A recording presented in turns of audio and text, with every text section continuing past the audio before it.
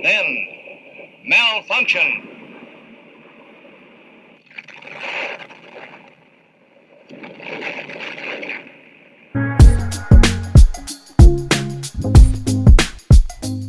What's up, guys? Welcome back to another video. And in today's video, we're going to be discussing SPACs. Is the hype over? What I feel happened to SPACs, and how I will personally be approaching SPACs going forward. Before we get into it, if you guys don't mind just dropping a like and hitting subscribe, I'd really appreciate it, and it helps out the channel a ton. Check out the links in the description to the free Discord server and free stocks when you sign up with Robinhood and Webull, and let's get into it. So is the SPAC hype over? And it feels like the last 1 to 3 months have been the craziest time ever for SPACs. Obviously, the chart shows this is definitely the year of SPACs, and there was just so much hype, and it was truly becoming the new wave. A lot of people, including myself, started buying into SPACs a lot more than ever in 2020. I had never touched a SPAC before 2020, and I do think it's an awesome way for companies to IPO, and it's pretty cool that it's becoming the norm, and it makes it a lot easier on these companies to do so.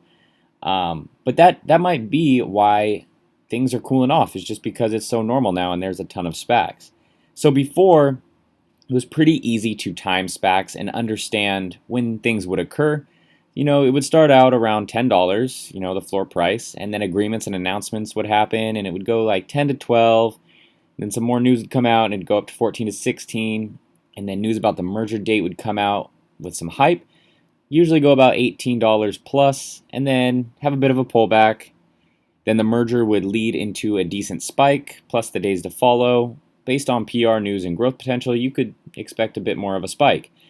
Then, the dust will settle after the sell-off and trade sideways. So it was pretty easy to time, and I think a lot of people started really getting this down and making quite a bit of money off of it.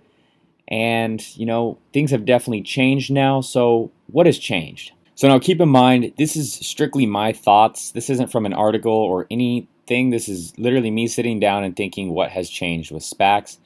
So I do believe more people have gotten involved. We have a ton of YouTubers making videos on SPACs. I mean, they're very popular and a lot of people know about them, whereas before, I had no clue what a SPAC was. So more people are involved and more people are swing trading them for that quick profit. That's going to create a bit of a sell-off here and there. We also have market makers. They're much more involved with SPACs that also have less volume, so they can also control the price and tailor it towards what they want it to do. Where before, I don't think market makers and big institutional investors really cared about SPACs because, they weren't that hot. It didn't matter. They weren't as successful, and I think the names around SPACs nowadays, like Chamath and Michael Klein and these bigger investors, they really put the attention on SPACs as well. And so these guys are more involved with manipulating that price, whereas before they just didn't care about them, in my opinion.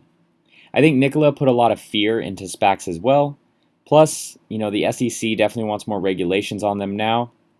And I would say SPACs really fell victim to negative press just based off Nikola and Trevor Milton's, publicity. So I definitely think it has hindered SPACs a bit. I do think previous sell-offs with Graph Velodyne and Shell Hyliion is a turnoff to a lot of people now. And I also think that there are just so many more SPACs than there ever has been before that not all of them can get the same attention.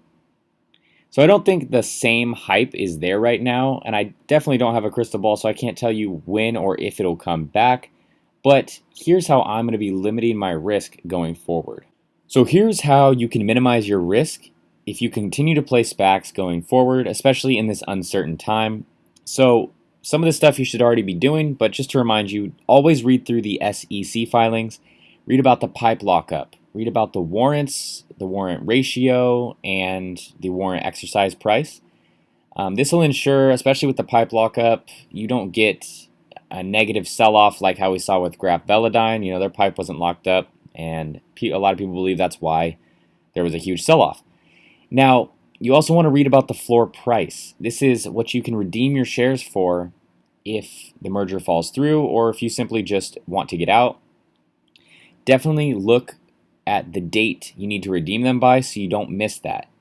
Also look thoroughly through the investor presentation and see if you like it. It's always great to watch YouTubers and get their thoughts on these stocks and these SPACs. Even I do it.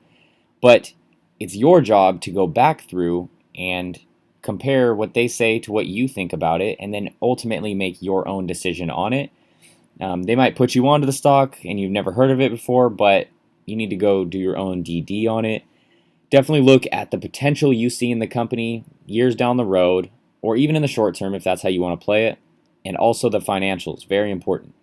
If you're buying pre-merger, you must look at both the Spac team and the company team. This is important for things like PR, getting voting done, and ensuring that the combination closes accordingly. When you have a bad blank check company team, such as Opez with BurgerFi, things don't go very smoothly. They've had so much trouble getting meetings done and getting everything completed. It's just taking a long time, so always keep that in mind. So if everything checks out and you like the company, I think the best play right now is to only buy into a SPAC if you're thinking long term on it and you really like it for the long run, and you can buy in and just forget about it. If you're playing the short term game, which I know a lot of people are, and you're banking on the hype and the profits, I would sit back and relax right now and just reevaluate how SPACs are going, because everything is a bit up in the air right now and uncertain. But if you did like it for the long term, the upside to this is, buying near the floor.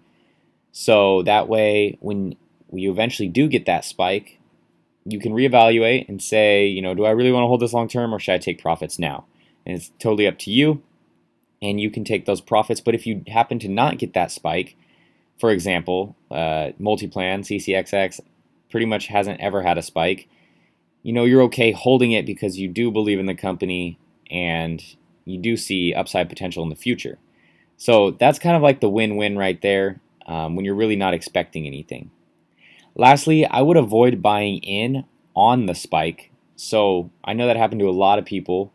For example, LCA, Golden Nugget, they spiked up to around $18 and a lot of people bought in, and now they're sitting around $13 to $14. So if you're going to buy in, try to buy early. Don't chase the run up, and that's pretty much my tip on that.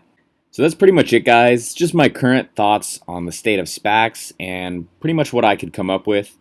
Let me know your thoughts in the comments below, whether you think SPACs have lost hype for good and this is the new norm, or if things will swing around again and pick back up.